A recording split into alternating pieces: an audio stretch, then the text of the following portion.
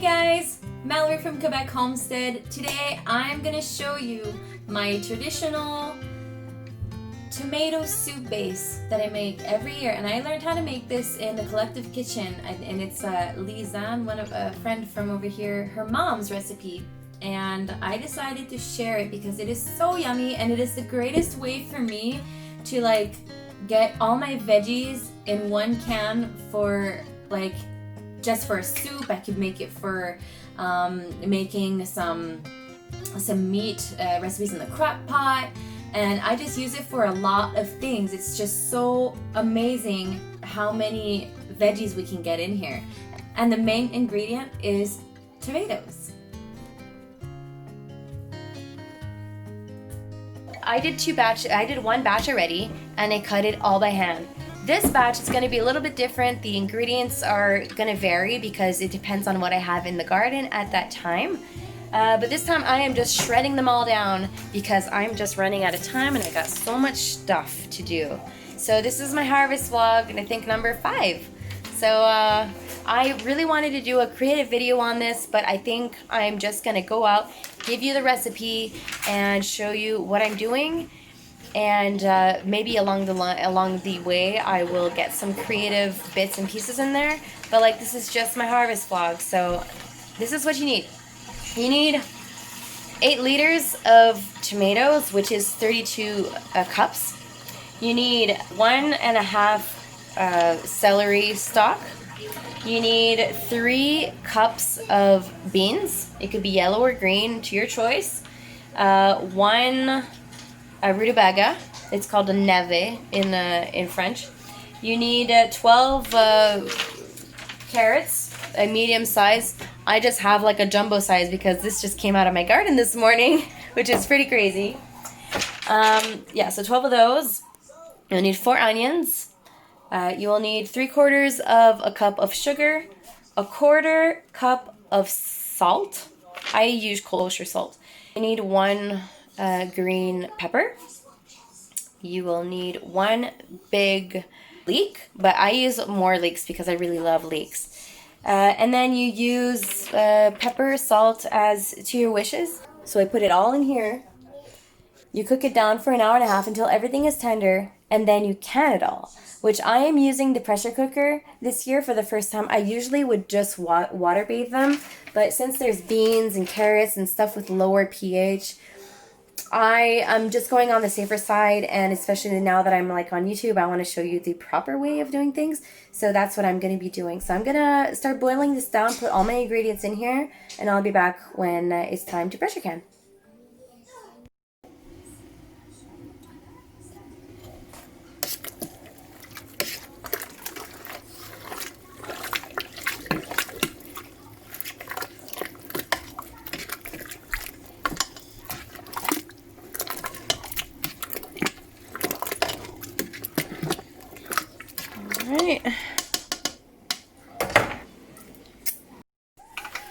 Alright, so I just set this down to boil, and while I'm doing that, I just wanted to say a special thank you for inspiring me. Jess and Mia from Roots and Refuge Farms. They, I already mentioned them in one of the first videos that I made, that them and Arms Family Homestead are the 2 first homesteading channels that I watched, and that just really inspired me. And so I really wanted to support, and so I got these stickers. This one says, "The garden is wooing and I must go. Roots and Refuge Farmed." And since I wasn't able to get too many sunflowers this year, I was like, okay, I gotta get a sunflower. So I'm gonna stick these probably in my greenhouse because I want to stick a whole bunch of cool stickers of channels that I support in my greenhouse. And so it'll just be like really cool in the springtime when I go in there and have like all these stickers on my door. And so yeah, I just really want to thank you, Jess and Mia, for inspiring. You know, it's just really inspirational the way that she does her devotionals and everything. And like, so I just want to thank you so much for inspiring. Okay, I'm gonna turn it off. Okay, she's recording her voice on an old phone. Another thing? You want to watch another thing? Okay. All right. So that was just what I wanted to add in there for my little harvest vlog, and thank you. So I'm gonna get back to it.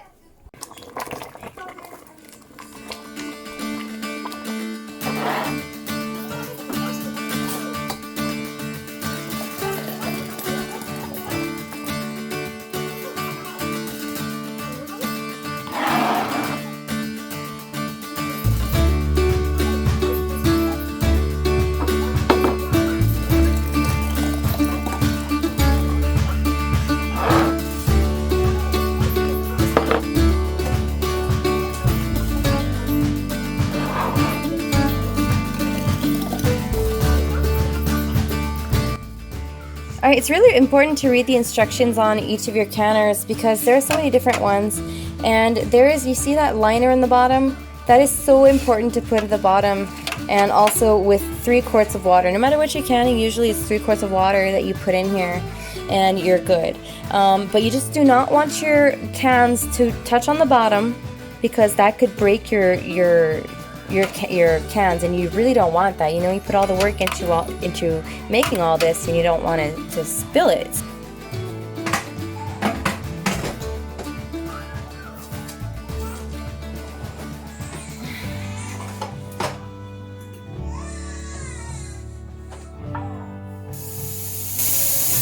Alright, see that?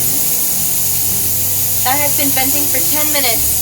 So I'm just about ready to put the weight on and bring it up to 11 pounds of pressure for 15 minutes. That's how much my book says that I should do it with my altitudes and everything. So that's what I'm going to do. So I'll pop the weight right on here. And with this one here, you have to be next to it the whole time because it will not, like if you leave it on and you leave, it can explode. Like seriously, don't leave it unattended.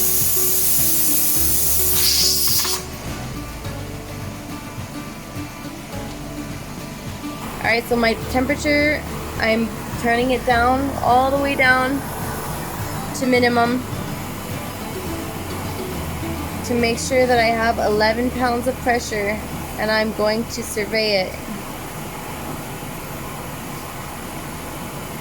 If it starts going down, I'm going to raise it a little bit.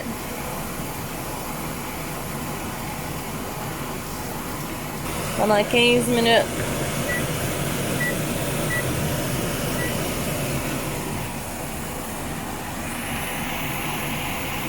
There are different weights that you can buy for these canners, which they have like little rings on them, and you can adjust them 5 pounds, 10 pounds, 15 pounds, and so on. And what it does is, instead of this Presto original one that comes with the canner, it will let steam come out and it'll wiggle, and it'll just maintain that weight. But then you don't have to look at this. You don't even look at it, and it'll maintain your pressure. And that's something that I think for safety reasons would be awesome. Like you could just set it and leave, and like you'll be okay. Because here I cannot leave with this pressure canner.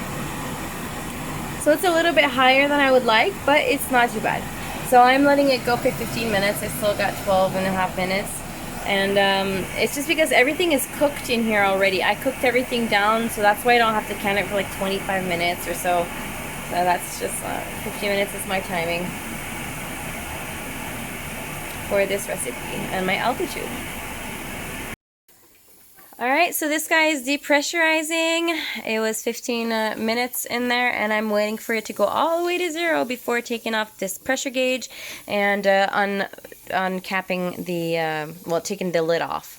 So now I just got my other set going, and I have to say, I'm so flippin' happy I stocked up on these. Like, they're nowhere to be found. I do have a secret though. For sometimes when I'm canning for other people, but like let's say I'm just canning little relishes for me here and there, and like jellies and stuff, I will reuse my caps. And yes, shame on me maybe, but I do reuse them once or twice, and I have never had a problem with them. And I was like, you know what, if they just don't cap, I'll just eat them sooner, or I'll give it to somebody that'll eat it like right now or something like that. But yeah, it's just a little something. I mean, I don't recommend it, and I don't prone it or anything, but it does happen that I reuse them. Going along those lines, and I'm confessing and everything, I've already water bathed these for years and never had problems either. There are plenty of ways that you can water bathe. I mean, how did they do it before, you know? So, I mean, don't go crazy. You know, if you're doing it the right way and you have the good methods, you know, just go with your gut. Alright, so this is my second batch that's going in the canner, and I'm going to come put these other ones on this rag because they're going to be really hot.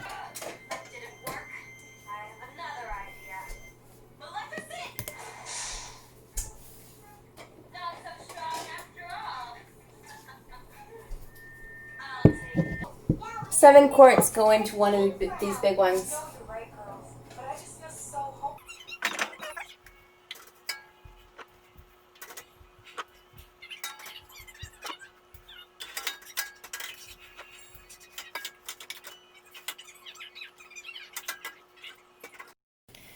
Alright, so when I get everything out of the canner, it's usually really, really hot, so be very careful.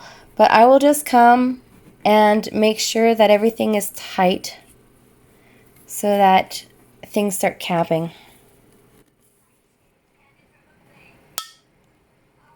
Hey!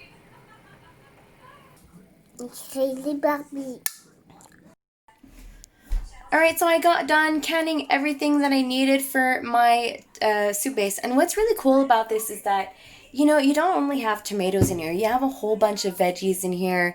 And if you wanted to use it as like for a spaghetti sauce or something like that, just add in some meat and some other things that you want, tomato paste and whatnot. It's a really great base. Like, I wish I had more, but I don't. But anyways, that is the recipe. I hope you guys enjoy it. It's really simple. It's really easy. So anyways, get to it, and I will talk to you soon. Bye.